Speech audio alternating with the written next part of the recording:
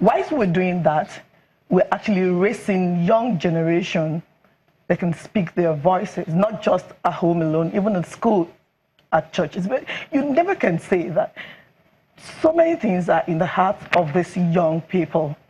The reason why they are quiet, is because we have daddy and mommy that will say, shut up, what do you know about Nigeria? But this is not going to work. So how about educating the daddy and mommy? It's the children will do the education. No, wait, hold on. Well, the question I never asked was, in our context, in our African tradition where the parents hardly get education or ask the opinion of the children, and then you think the children will do that?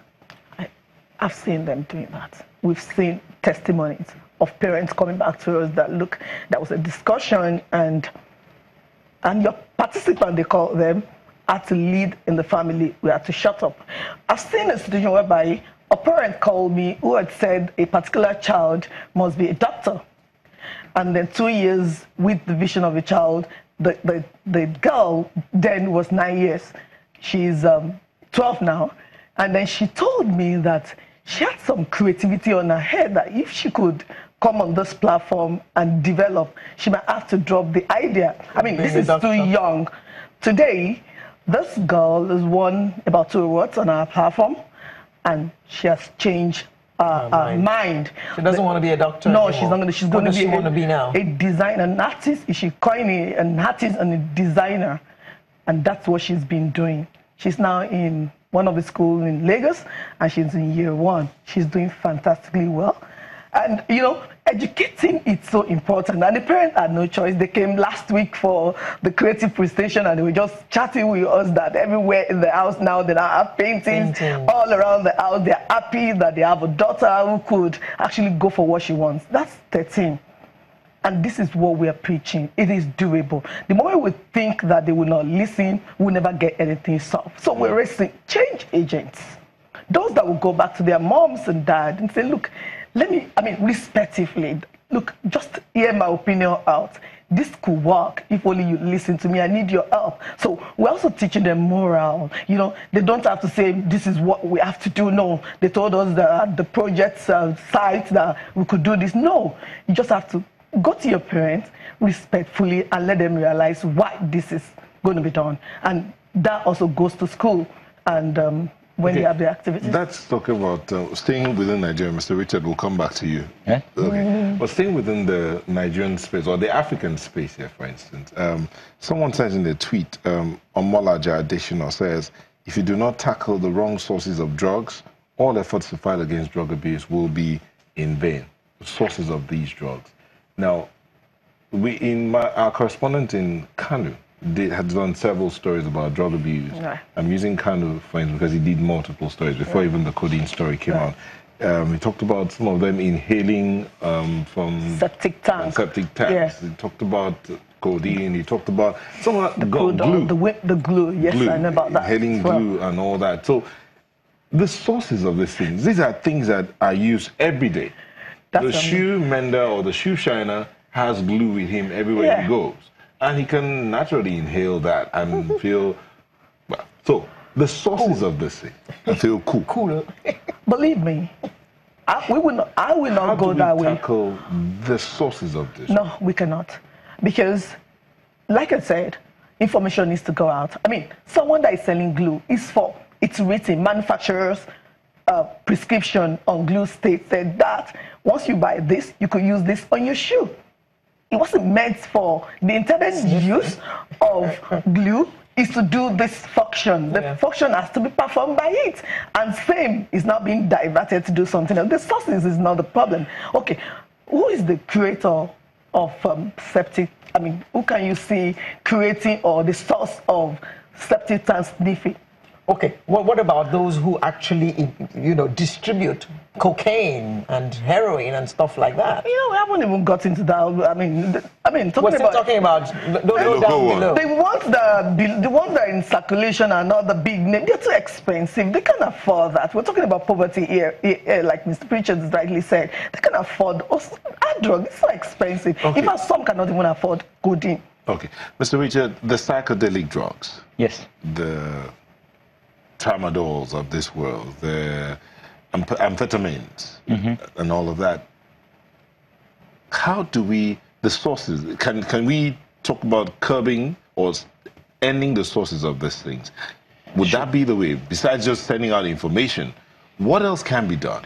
Some drugs, as you say, like methamphetamine, are controlled, and international conventions control them. Tramadol is not controlled by international conventions at the moment. It is a properly legal, licit drug.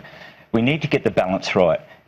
Countries like Nigeria and lots of other countries in Africa have an issue in relation to access to pain medication, and by banning substances is getting the balance wrong sometimes, because there's lots of times where doctors in hospitals in this country do not have proper access to controlled medicines, to narcotics, to treat pain of their patients and things, because of this overreaction in terms of getting the drugs into the country, and then the logistics of getting them to the hospitals. So we've always got to get that balance right in terms of the regulation of these controlled medicines against the illicit ones. Yes, we have illicit substances which you need to strengthen responses in relation to agencies like the National Drug Law Enforcement Agency, Customs, and make their responses intelligence-led and able to respond to them. It's where you cross over to the pharmaceuticals that have a legitimate use within society is where it gets very difficult to get there. You have overlapping mandates with NAVDAC and PCN and organisations like that. It's who has the lead in responding, working collaboratively together, and to get the right balance and the right interventions is very difficult over the world. The responses to the banned drugs like methamphetamine, cocaine are difficult, but more straightforward because there's a clear mandate, clear way, intelligence-led way to do that. It's this difficult grey area where there's legitimate use for tramadol and drugs like that in this country, and banning it would be probably the wrong outcome for Nigeria, because people still need it here for legitimate purposes. It's how to control it and regulate it in the society is the difficult. Strengthening institutions, strengthening NAVDAC, strengthening any monitoring of pharmacies, proper monitoring of pharmacies is part of the solution and very much needed. And that means strengthen systems. And I think part of the issue in Nigeria is that we really need to strengthen institutions and strengthen the systems in relation to logistics and the processes around regulation. What about the laws? When you say strengthen the institutions, does that include the laws that are available, or do we need new laws, or just about enforcing the ones that are available? This is a really interesting debate, whether the current legal framework is sufficient to respond. I think it's something that it could be. There are some adjustments that could be made in relation to the laws, in relation to both controlled drugs and these regulated drugs. This is the difficulty where the law was designed for the drugs that are controlled and are legal. It's difficult to create laws for the misuse of legal drugs, and it's very difficult to get that right balance in a legal framework. That's where a regulated environment is much better.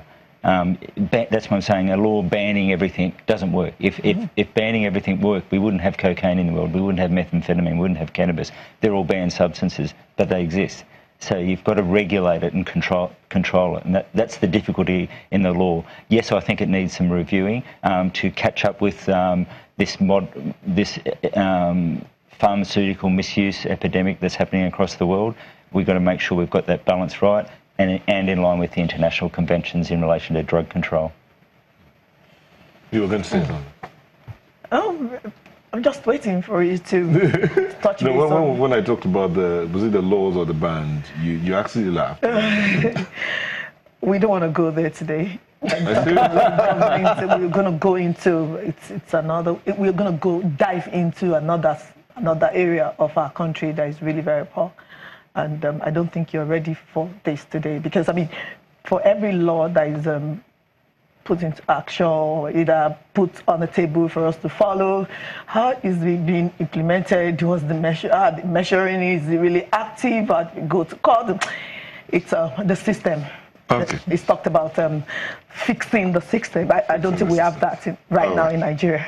Thank you very much. Mr. Glenn Prichard is the project coordinator of the UNODC, And Ms. Foluke Michael, Coordinator, CYCDI, that's Creative Youth Community Development Initiative.